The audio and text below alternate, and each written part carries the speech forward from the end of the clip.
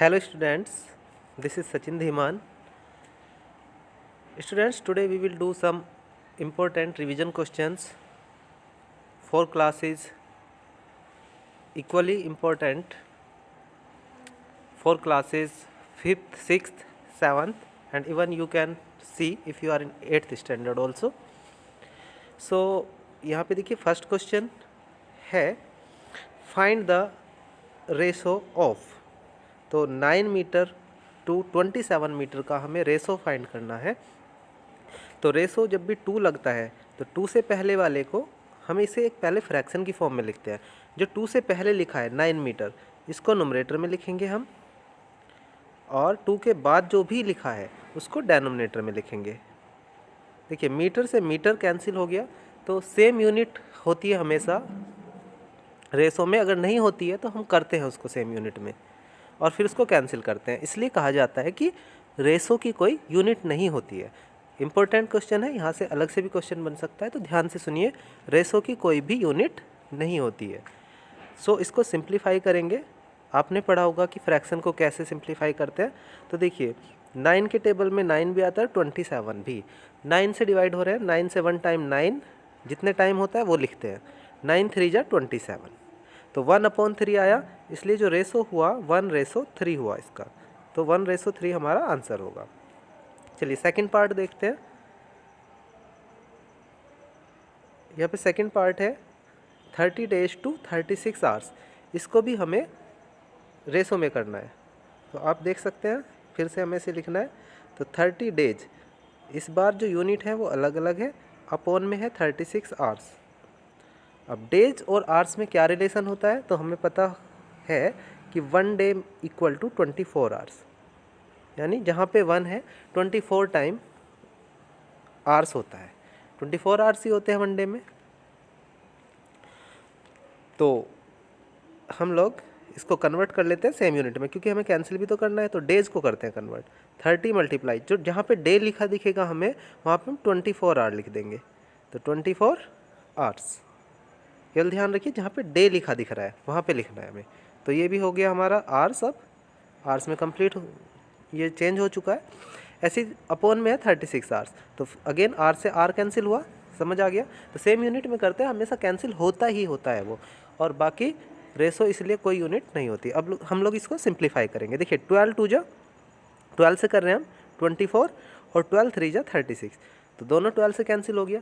जब भी कैंसिल करते हैं ध्यान रखना, एक नुमरेटर में कैंसिल करते हैं, एक डेनोमिनेटर में कैंसिल करते हैं सेम ही नंबर से, तब हमारा एक प्रोसेस कंप्लीट हो जाता है यहाँ। इसके बाद अगेन कोई और दूसरा नंबर उठाते हैं जिससे दोनों, यानी नुमरेटर में भी और डेनोमिनेटर में भी दोनों कैंसिल हो रहे हो सेम नंबर से। तो इसमें अब देखिए 3 से डायरेक्टली 30 कैंसिल हो रहा है 10 टाइम, 3 10 जा 30। और किधर लिखा जाता है जितने टाइम कैंसिल होता है, जिधर बड़ा नंबर है। जैसे हमने 3 से 30 कैंसिल किया है ना, तो 30 बड़ा है 3 छोटा है, तो किधर लिखना है हमें, बड़े की तरफ, यानी 30 की तरफ लिखा है मैंने 10। तो जब एक ही साइड दोनों नुमरेटर में ही है तो हम इसको कैंसिल नहीं करते, हमेशा ध्यान रखना।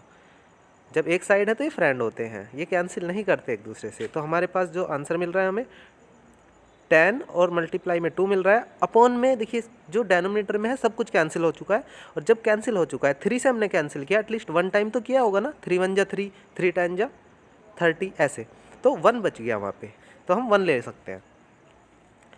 तो 10 2 जा कितना आया, इधर लिख देता हूँ मैं 20/1, इसलिए रेशो जो आया रिक्वायर्ड रेशो दैट इज़ 20:1, क्योंकि इसके आगे ये सिंप्लीफाई नहीं हो सकता, और ये इसकी सिंप्लीफाइड फॉर्म है।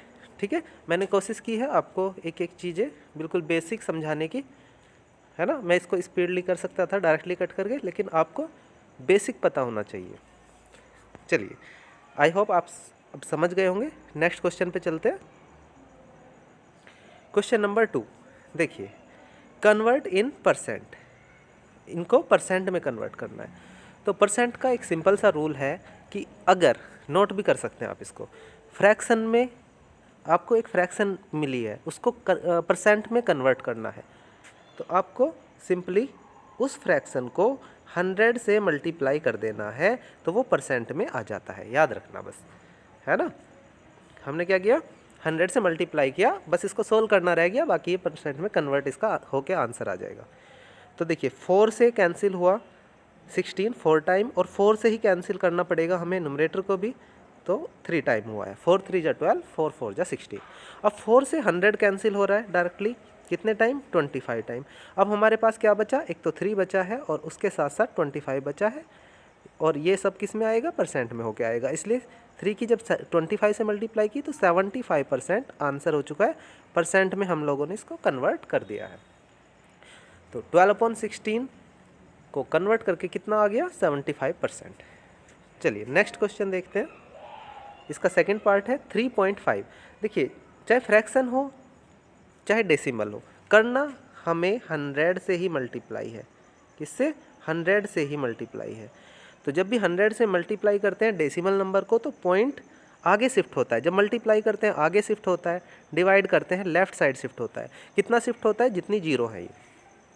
तो 100 से मल्टीप्लाई किया, 2 डिजिट आगे शिफ्ट होगा।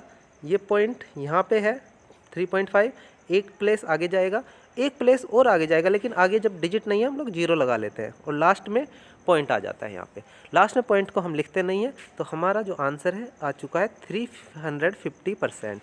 ये 350% हो चुका है। क्लियर है?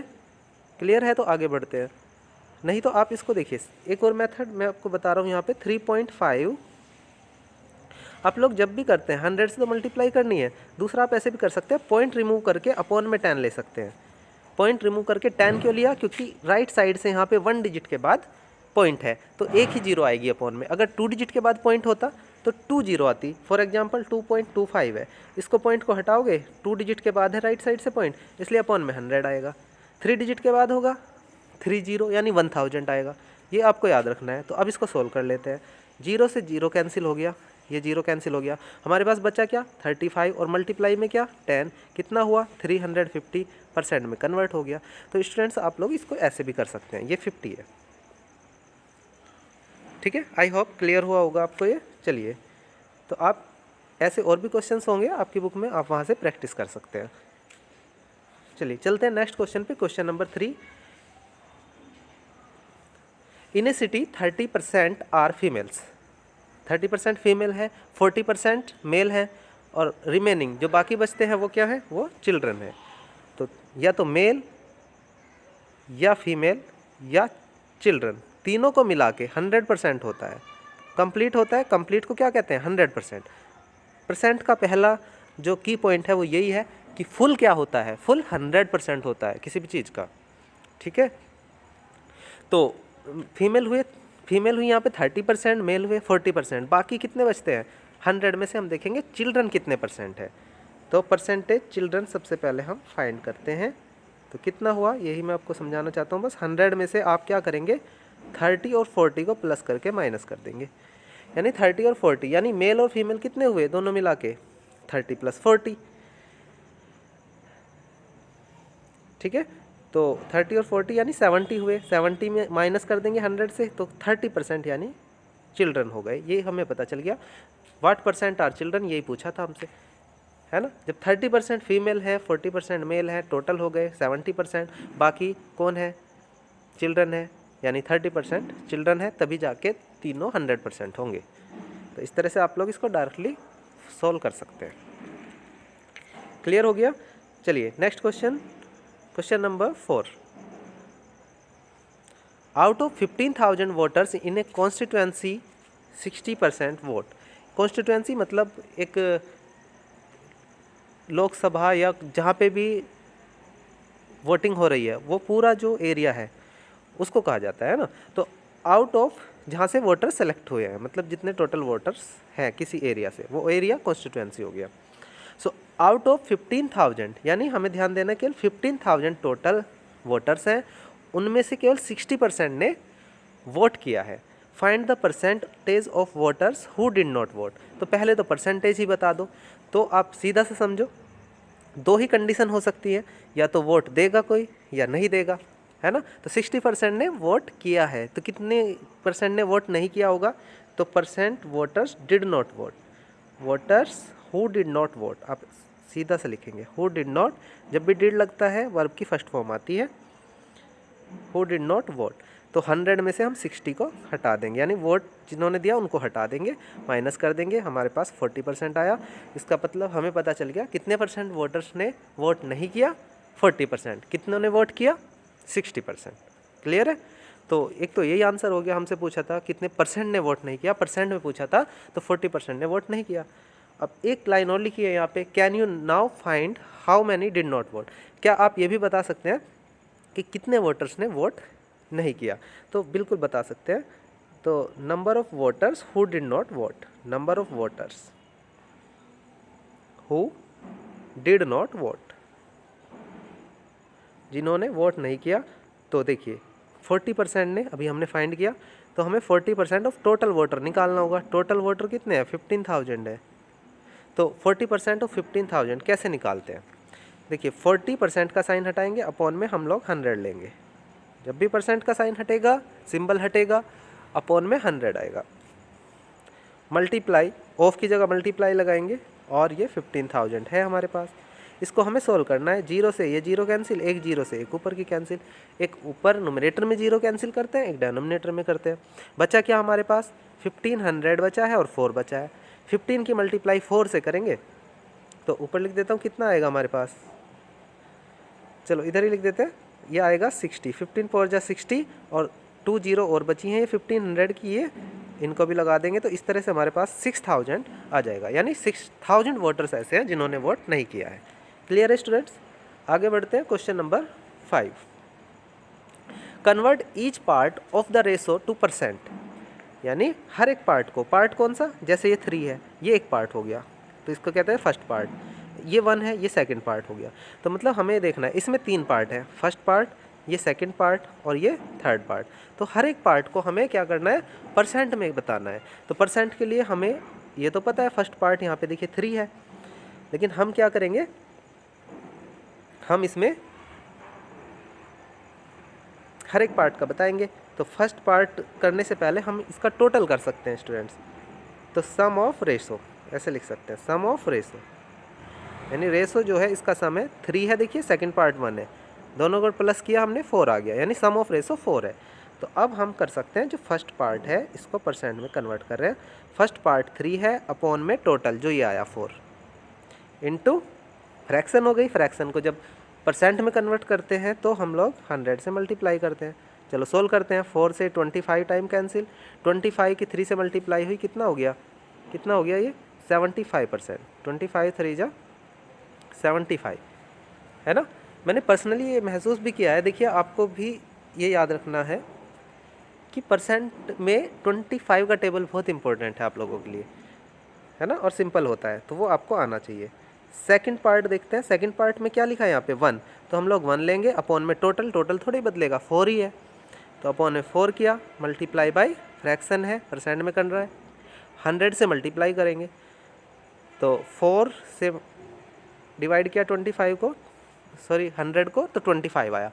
1 की मल्टीप्लाई 25 से हुई, इस 1 की, तो 25 ही रहा, इसलिए 25%। और आप लोग ऐसे भी कर सकते थे कि हमने फर्स्ट पार्ट निकाल लिया, 75% आया, तो सेकंड पार्ट कैसे आ सकता था, डायरेक्ट हम कैसे कर सकते थे, सेकंड पार्ट को हम डायरेक्टली और कैसे कर सकते थे कि 100 में से, यानी दोनों ही तो हैं, या तो फर्स्ट पार्ट है या सेकंड पार्ट है, 100 में से जो फर्स्ट पार्ट है 75%, उसको हम लोगों को माइनस कर देना था, तब भी आ जाता 25%। ये आपको याद रखना है। क्लियर हो गया? चलिए, तो या तो आप इतना मेथड से ही निकाल सकते हैं इस सेकंड पार्ट की जगह, या फिर आप फर्स्ट पार्ट तो ऐसे ही निकलेगा, सेकंड पार्ट डायरेक्टली माइनस करके भी निकाल सकते हैं। क्लियर है स्टूडेंट्स? चलिए इसका बी पार्ट करके देखते हैं हम लोग। देखिए बी पार्ट है यहाँ पे 2:3:5। ये बस आपको ध्यान से देखते रहना है, कोई प्रॉब्लम नहीं होगी, जैसे आपने फर्स्ट किया है, बस अब केवल इसको देख लीजिए कि कैसे होना है। सबसे पहले सम ऑफ रेशो 2 + 3 + 5, यही नंबर है, प्लस किया 2 + 3 5 5 10 हो गया। अब हम कर सकते हैं फर्स्ट पार्ट। फर्स्ट पार्ट में लिखा है 2, टोटल है 10, फ्रैक्शन में लाना है, फ्रैक्शन में है, परसेंट में लाना है, 100 से मल्टीप्लाई, 0 से 0 कट हो गई, 2 की 10 से मल्टीप्लाई हुआ, 20% आ गया। ऐसे ही सेकंड पार्ट,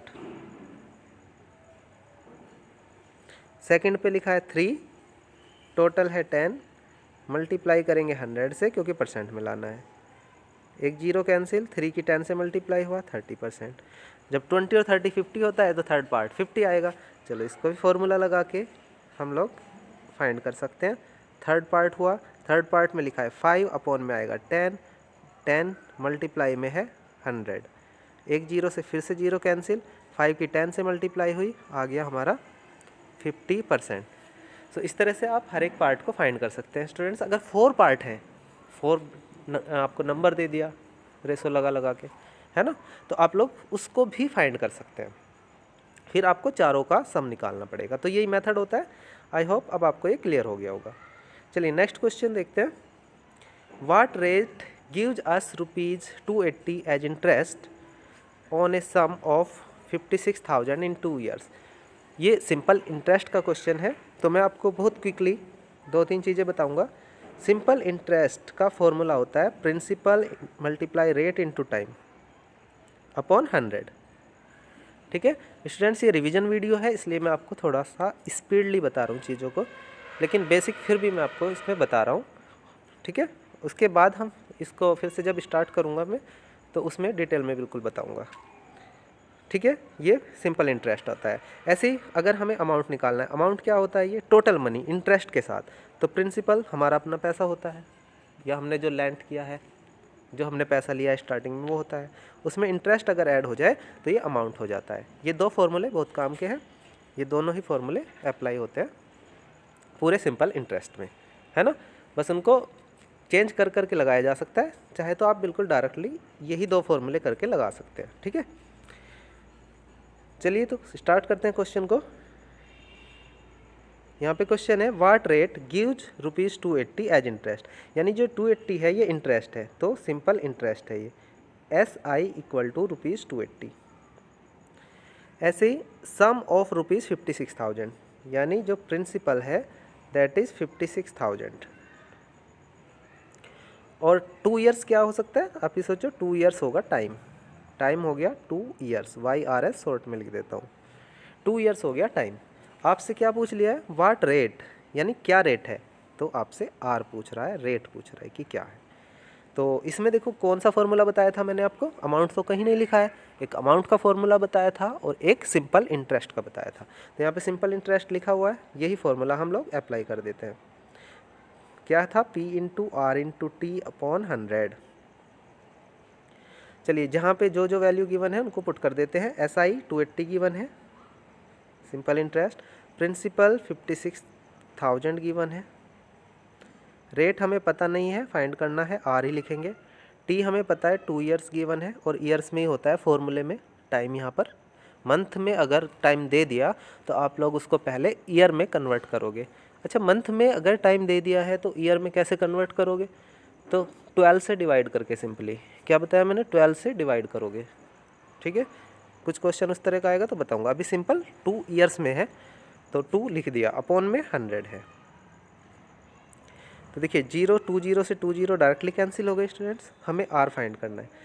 तो जब भी मल्टीप्लाई में होता है इक्वल के दूसरे साइड जाके वो डिवाइड में जाता है।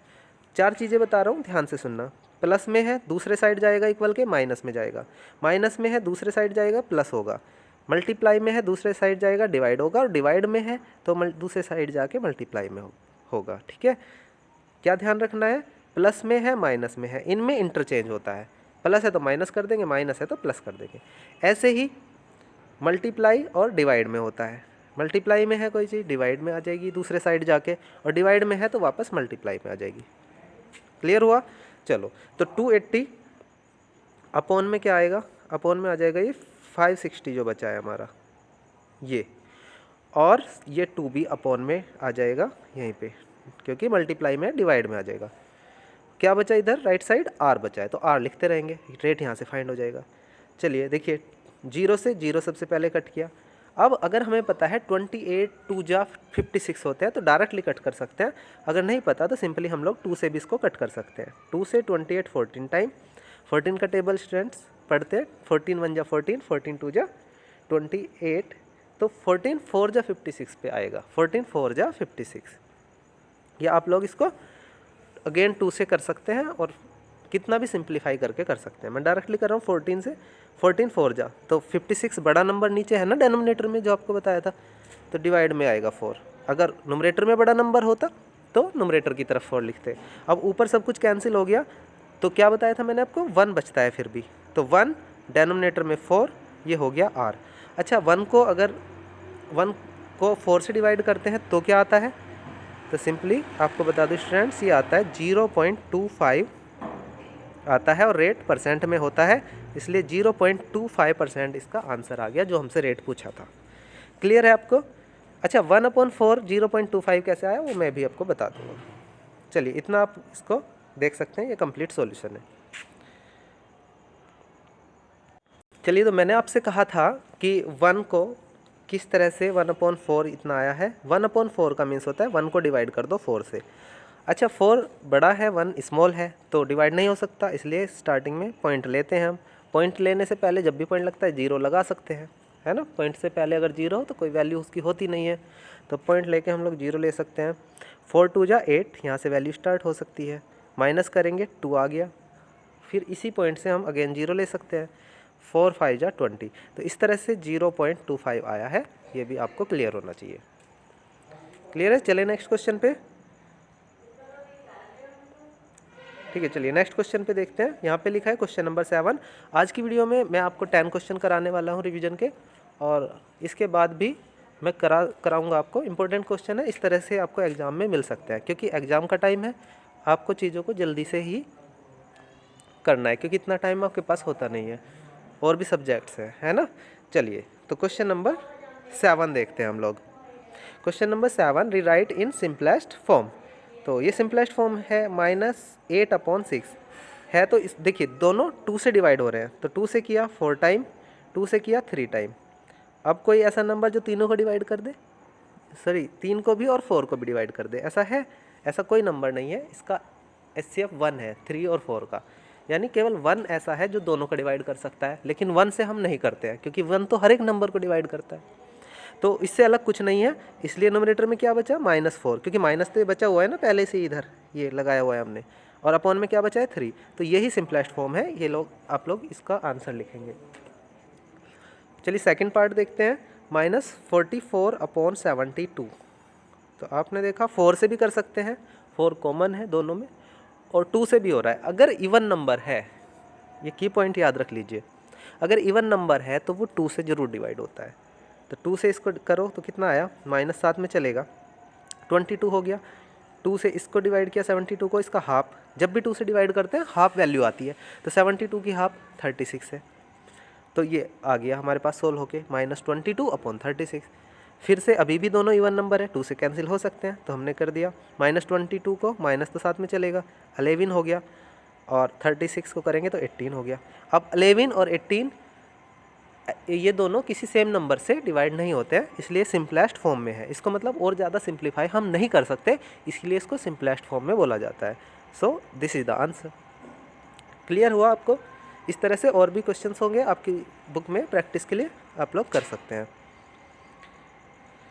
Question number 8, find the value of -4 divide by 2/3। चलिए इसको देखते हैं हम लोग। जब भी ऐसा क्वेश्चन आता है डिवाइड, तो डिवाइड एक्चुअली स्टूडेंट्स फ्रैक्शन में हम करते ही नहीं है, हम उसको मल्टीप्लाई में चेंज करते हैं, हो जाएगा वो डिवाइड ही। देखो कैसे, -4 मल्टीप्लाई, तो हमने डिवाइड की जगह क्या लिख दिया, मल्टीप्लाई, क्योंकि हमें जब भी डिवाइड का साइन है तो हमें मल्टीप्लाई लगाना है, और फिर करना क्या है, कुछ चेंज भी तो करना होगा अगर हमने डिवाइड को चेंज किया है तो इसके आगे जो फ्रैक्शन लिखी है ना 2/3, इसको पलट के लिख देना है। पलट के लिखने को ही हम लोग रेसिप्रोकल बोलते हैं। क्या बोलते हैं? रेसिप्रोकल। ठीक है, मतलब इसमें होता क्या है, तो इसमें नुमरेटर तो डेनोमिनेटर में बन जाता है, डेनोमिनेटर नुमरेटर बन जाता है, यानी 3 जो नीचे लिखा है इसको ऊपर लिख देते हैं सिंपल सी लैंग्वेज में, और जो ऊपर 2 लिखा है उसको नीचे लिख देते हैं। बोलो समझ आया आपको? ठीक है, तो अब देखिए 2 से 4 को कैंसिल किया कितने टाइम, 2 टाइम। ये माइनस को भूल जाओ, माइनस तो बाद में आ जाएगा मल्टीप्लाई करके, अभी हमने 4 को किया, तो वैसे ये जो डिवाइड हुआ है -2 ही आया है, इसकी जो, इसलिए कट मैंने केवल 4 को कर दिया यहाँ पे। तो 2 से -4 को अगर डिवाइड किया -2 आया, है ना, और -2 की मल्टीप्लाई अब 3 से होगी, क्योंकि दोनों नुमरेटर में है, एक साइड है, तो -2 की मल्टीप्लाई अगर 3 से करते हैं तो 2 3 जा तो 6 और 1 टाइम माइनस है तो माइनस आता है। ठीक है, अगर इवन टाइम माइनस हो तो आंसर पॉजिटिव हो जाता है। याद रखना 2 टाइम 4 टाइम 6 टाइम, यानी इवन टाइम अगर माइनस है मल्टीप्लाई में तो आंसर पॉजिटिव होता है। ओड टाइम माइनस है तो आंसर क्या होता है? यस, वो निगेटिव हो जाता है। क्लियर है आपको? अच्छा, एक इंपॉर्टेंट बात बताता हूँ, ये तो इसका आंसर हो गया है ना, आपको समझ आ गया होगा। वो भी आपके एग्जाम से आ सकता है, इम्पोर्टेंट क्वेश्चन है। देखिए कैसे हो सकता है, अगर आपसे पूछ ले -1 raise to the power even, अगर इवन पावर है यानी 2 है 4 है 6 है, यानी यहाँ पे अगर इवन है तो आपका आंसर हमेशा 1 आता है। ठीक है, इवन अगर पावर है, इवन टाइम माइनस आएगा, जिसकी वजह से आंसर क्या होगा? 1 होगा। और अगर ओड टाइम आया है तो आंसर -1 होगा, ये हमेशा याद रखना। क्योंकि अगर आपको दे दिया -1 रेज टू दी पावर 1001, तो अब आपको 1000 1 टाइम मल्टीप्लाई करके थोड़ी देखोगे इसको, तो आप लोग क्या लिखेंगे? ये देखोगे ओड पावर है तो सीधा आंसर पहुँचोगे -1। क्लियर हो गया आपको? और अगर ये इवन है, मान लिया वहाँ यहाँ पे 1000 होता तो आप ये +1 इसका आंसर होता। क्लियर है? चलिए नेक्स्ट क्वेश्चन, इसका सेकंड पार्ट है डिवाइड का ही। तो जैसे कि मैंने अभी आपको बताया है, बिल्कुल उसी मेथड से हम लोग करने वाले हैं। चलिए जल्दी से देख लीजिए इसको, क्योंकि समझ तो आप चुके हैं। -7/12 डिवाइड की जगह करेंगे मल्टीप्लाई, 13 को करेंगे ऊपर और -2 को करेंगे डेनोमिनेटर में। माइनस से कर देंगे माइनस को कैंसिल। ठीक है, 2 टाइम माइनस आ रहा है, आंसर पॉजिटिव ही होगा, इसके लिए आप बेफिक्र हो जाइए। अब देखिए 7 से नीचे डेनोमिनेटर में कोई भी कैंसिल नहीं होता, ना 13 से होता है, यानी कोई भी कॉमन फैक्टर हमें देखने को नुमरेटर और डेनोमिनेटर में नहीं मिल रहा है। हाँ 12 और 2 मिल रहे हैं, लेकिन ये क्या फ़ायदा है, तो दोनों एक साइड, तो फ्रेंड की तरह काम करेंगे, है ना, यानी मल्टीप्लाई होंगे। तो सिंपली जब ऐसा केस आ जाए तो हम लोग सीधा नुमरेटर को नुमरेटर से और फर्स्ट फ्रैक्शन की डेनोमिनेटर को सेकंड फ्रैक्शन के डेनोमिनेटर से मल्टीप्लाई करते हैं। 13 की 7 से मल्टीप्लाई किया 91, 12 की 2 से मल्टीप्लाई किया 24। ये हो गया हमारा आंसर। हम लोग चाहे मिक्स फ्रैक्शन में लिख सकते भी हैं, या यहीं पे आंसर भी हम यहीं पे छोड़ सकते हैं। क्लियर है? चलो नेक्स्ट क्वेश्चन पे चले, चलो बढ़ते हैं आगे। थर्ड पार्ट भी है इसमें, लेकिन इस बार सीधा मल्टीप्लाई का है, तो ये हम अभी भी सीख चुके हैं। 12/5 मल्टीप्लाई में 20/-6। ठीक है, तो देखिए 6 2 जा 12, 6 से सीधा 12 कैंसिल किया हमने, 5 से 20 कितने टाइम? 4 टाइम। अच्छा, ये जो माइनस है अपॉन में, इसको यहीं छोड़ रखा है मैंने अभी, तो -4 हो जाएगा ये, क्योंकि 1 टाइम माइनस है पूरे सेटअप में इसमें, है ना। तो ये होगा 2 मल्टीप्लाई -4, और 2 की अगर -4 से मल्टीप्लाई की, 2 4 जा 8, और यहाँ पे माइनस है तो इसलिए -8 यहाँ पे वैल्यू होगी। क्लियर? -8, 2 मल्टीप्लाई -4, 1 टाइम माइनस है, और टाइम माइनस आएगा, आंसर में माइनस जाने वाला है। क्लियर? चलिए नेक्स्ट क्वेश्चन पे चले, तो चलिए नेक्स्ट क्वेश्चन देखते हैं। क्वेश्चन इसका 4 पार्ट भी है, और इस पार्ट में प्लस करने के लिए है। तो एक और इम्पोर्टेंट बात सुन लीजिए आप मेरी, जब भी हम प्लस या माइनस करते हैं फ्रैक्शन को, तो हम लेते हैं एलसीएम। क्या? एलसीएम। एलसीएम क्या है ये? तो आपने ज़रूर पढ़ा होगा, least common multiple. Least common multiple यानी ऐसा मल्टीपल जो सभी के इन टेबल में आ जाए। ठीक है, वो अलग टॉपिक है, लेकिन आपने पढ़ा हुआ है। तो इसमें हमें क्या करना है, डेनोमिनेटर का एलसीएम लेना होता है, उसके बाद ही हम उसको न्यूमरेटर्स को प्लस कर सकते हैं, अदरवाइज क्वेश्चन हो जाएगा रॉन्ग। क्लियर है? चलो तो करके देखते हैं। -9/10 प्लस 22/15। अब डायरेक्टली आपको इसका एलसीएम अगर पता हो तो 10 का टेबल रीड करिए और 15 का टेबल रीड करना है। तो पहले जो कॉमन नंबर आएगा वही एलसीएम होगा, लीस्ट कॉमन मल्टीपल। तो 10 2 जा 20, 15 के टेबल में आता है कि 20? चेक करो, नहीं आता। ठीक है, उसके बाद क्या आता है? 10 3 जा 30, 15 के टेबल में आता है 30, आता है 15 2 जा 30। तो सबसे पहले 30 आ गया दोनों के टेबल में, तो एलसीएम हमारा 30 हो गया। यानी हमें डेनोमिनेटर को 30 बनाना है, तो इस 10 को 30 बनाने के लिए 3 से मल्टीप्लाई, इस 15 को 30 बनाने के लिए 2 से मल्टीप्लाई, क्योंकि 15 2 जा 30, 10 3 जा 30। अब आपको करना क्या है कि अगर 3 से मल्टीप्लाई हुई है डेनोमिनेटर में, तो न्यूमरेटर में भी 3 से होगी। और अगर यहाँ पे 2 से मल्टीप्लाई हुई है तो यहाँ पे भी 2 से होगी। अब बस आपको इसको सोल्व करना है। माइनस है 9 और मल्टीप्लाई में है 3, तो 9 3 जा 27, यानी -27 अपॉन में हो गया 30। ऐसे इधर 22 की 2 से मल्टीप्लाई की 44 अपॉन में हो गया 30।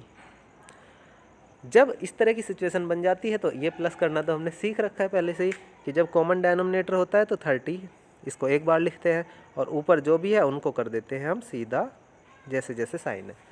-27 + 4 ये इंटीजर का क्वेश्चन बन गया, इसको सोल्व करना है। देखिए जब भी डिफरेंट साइन हो, फिर से जल्दी से बता देता हूँ, एक माइनस है एक प्लस है, तो हम लोग हमेशा वैल्यू को सब्ट्रैक्ट ही करते हैं, उसका डिफरेंस देखते हैं। डिफरेंस क्या होता है? बड़ी वैल्यू में से स्मॉल वैल्यू को माइनस करना, उनके बीच में कितना डिफरेंस है, कितना अंतर है, ये देखते हैं हम। तो 27 में से 4 को माइनस ही करना है, आता है हमारे पास 23। लेकिन साइन जो आएगा, अब ये पॉजिटिव आएगा कि निगेटिव आएगा, तो हमेशा बड़ों की बात मानेंगे हम बड़ों की बात मानते हैं ना। बड़ा नंबर कौन है? 27, स्मॉल कौन है? 4 है। तो बड़ा कह रहा है कि भाई माइनस आएगा और ये छोटे वाला कह रहा है प्लस आएगा, किसकी बात मानेंगे? बड़े की, यानी माइनस है बड़े के साथ, तो है ना, तो हम लोग माइनस लगाएंगे यहाँ पे। अपॉन में कितना है? 30। आपको इस तरह भी समझ सकते हो, आपने 27 रुपीज़ का उधार लिया, माइनस यानी उधार, 4 रुपीज़ उसके वापस फिर भी दे दिया आपने, तो अभी भी उधार ही बचा ना, तो कितना माइनस उधार 23 रुपीज़ और बचे। इस तरह भी कर सकते हैं। अच्छा एक मेथड और भी है, आप वो भी चलिए सीखिए। आप लोग ऐसे कर सकते हैं कि माइनस की टीम है एक प्लस की टीम है, माइनस की टीम ने 27 रन बनाए, प्लस की टीम ने 4 रन बनाए, कौन जीती? माइनस की टीम, इसलिए माइनस आएगा। और कितने रन से जीती? तो ये इससे कितना ज़्यादा है? 23 रन से जीती, हो गया -23 अपॉन 30। ये हो गया आंसर सोल्व करके। स्टूडेंट्स आपको क्लियर हो गया होगा, ठीक है। चलिए कैसे कैसे क्वेश्चन हुआ एक बार देख लीजिए। नेक्स्ट क्वेश्चन करें। चलो क्वेश्चन नंबर 9, ये क्वेश्चन आता है construct an equilateral triangle having each side. कुछ भी मेजरमेंट दे सकता है, यहाँ पे हमने 5 सेंटीमीटर दिया है। तो आप लोग कैसे बनाएंगे? इसके लिए हमें कंपास की ज़रूरत होगी, और ये कंस्ट्रक्शन चैप्टर से क्वेश्चन है। तो क्या करते हैं, 5 सेंटीमीटर की हर एक साइड इक्विलेटरल ट्रायंगल, यानी जिसकी तीनों साइड इक्वल हो। 3 चीज़ें एक बार रिवाइज करा देता हूँ। स्केल इन ट्रायंगल जिसकी हर साइड डिफरेंट हो। आइसोसेलेस, आइज कितनी होती है? 2 होती हैं, इसलिए आइज से याद रखो आइसोसेलेस 2 साइड इक्वल। एक होता है इक्विलेटरल, इक्विलेटरल इक्वल जैसे नाम से ही पता है, तो तीनों साइड इक्वल, ये आपको याद रखना है। चलिए क्वेश्चन पे आ जाते हैं। तो सबसे पहले आप एक स्केल से 5 सेंटीमीटर की लाइन बनाएंगे। यहाँ पे 2 एंड पॉइंट होते हैं लाइन सेगमेंट के, ये लाइन सेगमेंट बनाएंगे 5 सेंटीमीटर का। कंपास में डिस्टेंस फिल करेंगे 5 सेंटीमीटर, ठीक है। स्केल पे रख के एक 0 पे रखेंगे और एक टिप किस पे रखेंगे? 5 पे रखेंगे, तो कंपास ओपन हो जाएगा 5 सेंटीमीटर, ठीक है। वैसे प्रैक्टिकली होता है, लेकिन आप समझ लीजिए। एक एंड पॉइंट से 5 सेंटीमीटर की आर्क यहाँ पे लगाएंगे और एक इस साइड से लगाएंगे, तो इनको दोनों को ज्वाइन कर देंगे जहाँ मिलेगी। तो ये भी 5 सेंटीमीटर की आर्क लगाई थी उतनी डिस्टेंस पे, इसलिए ये साइड भी 5 सेंटीमीटर हुई और ये साइड भी 5 सेंटीमीटर हुई। इस तरह से इक्विलेटरल ट्रायंगल बन जाएगा जिसकी हर एक साइड 5 सेंटीमीटर की है, ठीक है। इसी तरह कोई भी मेजरमेंट हो उसी मेजरमेंट की आप बना लीजिए। चलिए नेक्स्ट क्वेश्चन करते हैं। आज का लास्ट क्वेश्चन है question number 10। Find the area of square whose perimeter is 320 metre. Very important question, और बिल्कुल कॉन्सेप्ट बेस है, कॉन्सेप्ट आपका क्लियर है तो हो जाएगा। देखिए find the area of square park. सबसे पहले एरिया ऑफ स्क्वायर पार्क हमें पता होता है, स्क्वायर एक ऐसा पॉलीगन होता है, यानी क्वाड्रिलेटरल होता है। क्वाड्रिलेटरल क्या होता है? जिसकी 4 साइड हो, 4 साइड वाला क्लोज लाइनों से बंद हुआ फिगर क्या कहलाता है? क्वाड्रिलेटरल।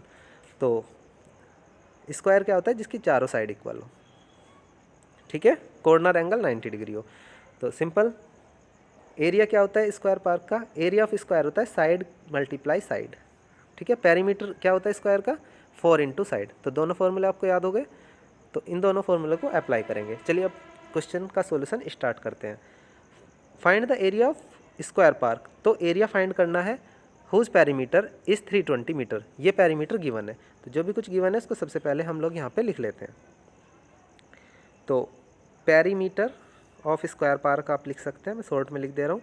पेरीमीटर गिवन है 320 मीटर, जब गिवन है तो वैल्यू राइट साइड लिखते हैं। और पेरीमीटर ऑफ स्क्वायर का फॉर्मूला इधर ओपन कर देते हैं, 4 इंटू साइड होता है, तो पेरीमीटर की जगह मैं 4 इंटू साइड भी लिख सकता हूँ, 320 के इक्वल है।